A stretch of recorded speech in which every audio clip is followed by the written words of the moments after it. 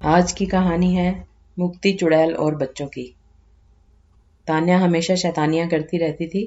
खेल कूद की शौकीन तान्या कभी इधर भागती, कभी उधर भागती, बस उसे कोई पढ़ने को ना कहे। अगर किसी ने पढ़ने को कह दिया तो मानो उसकी जान ही मांग ली हो। उसे पढ़ना बिल्कुल भी अच्छा नहीं लगता था। तान्या चाहती थी कि वह हमेशा खेलती कूदती रहे और उसकी माँ उसे रोज शाम को पढ़ने के लिए बिठा देती थी। एक दिन तान्या अपना सबसे पसंदीदा खेल खेल रही थी। जैसे ही उसकी माँ ने उससे पढ़ने को कहा, वह बहुत ज़्यादा गुस्सा हो गई। उसने सोचा कि अगर वह घर की सारी किताबें जला दे तो उसकी प्रॉब्लम हमेशा के लिए ख़त्म हो जाएगी। अगले दिन जब उसकी माँ घर पर नहीं थी, तान्या ने सारी किताबों में आग लगा दी। उस आग में एक लाल किताब भी थी। जैसे ही वह किताब जली, बिजली ज़ोर ज़ोर से गड़गड़ाने लगी, तेज़ हवाएं चलने लगी और अचानक से एक लपट बाहर निकली जो धीरे धीरे एक औरत का रूप लेने लगी। तान्या उसे देखकर बहुत ज़्यादा डर गई। तभी अचानक वहाँ पर उसकी माँ आ गई और तान्या को एक थप्पड़ लगा दिया और तान्या की माँ तुरंत उसे पूजा वाले कमरे में ले गई।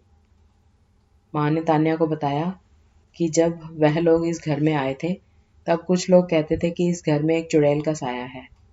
तो उन लोगों ने एक बड़े पुजारी को बुलाकर इस घर की पूजा कराई और उस पुजारी ने अपनी शक्ति से उस चुड़ैल के साये को इस किताब के अंदर कैद कर दिया और बोला कि कभी भी इस किताब को कोई हाथ ना लगाए और अगर गलती से किसी ने इसे आग में डाल दिया तो यह चुड़ैल वापस आज़ाद हो जाएगी। तान्या यह सुनकर डर गई और बोली, माँ अब क्या करें? तब माँ ने बोला, पुजारी जी ने उन्हें एक पवित्र जल दिया था कि अगर यह चुड़ैल कभी गलती से बाहर आ भी जाए तो इस जल को छिड़क कर उस चुड़ैल को फिर से कैद किया जा सकता है। पर अब मुश्किल यह थी कि यह जल छिड़का कैसे जाए, क्योंकि वह चुड़ैल काफ़ी गुस्से में थी, क्योंकि इसे इतने लंबे समय तक के लिए इस किताब में बंद कर दिया था।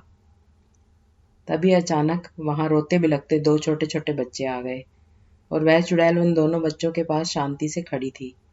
माँ धीरे से कमरे से बाहर आई और उस चुड़ैल से बात करने की कोशिश करने लगी। जैसे ही उस चुड़ैल ने माँ को देखा, वह चुड़ैल माँ पर हमला करने के लिए भागी। माँ के हाथ में वह पवित्र जल था। उस जल को देखकर चुड़ैल डर गई और वहीं रुक गई और बोली, मेरे पर यह जल मत डालो, मेरे बच्चे फिर अकेले हो जाएंगे। माँ ने उस चुड़ैल को बड़े ध्यान से देखा और पूछा कि तुम्हारे साथ क्या हुआ था? चुड़ैल बोली, मेरे पति ने मुझे वहीं जिंदा जला दिया था और मेरे बच्चे भूखे बिलखते रह गए और ऐसे ही उन्होंने भी दम तोड़ दिया।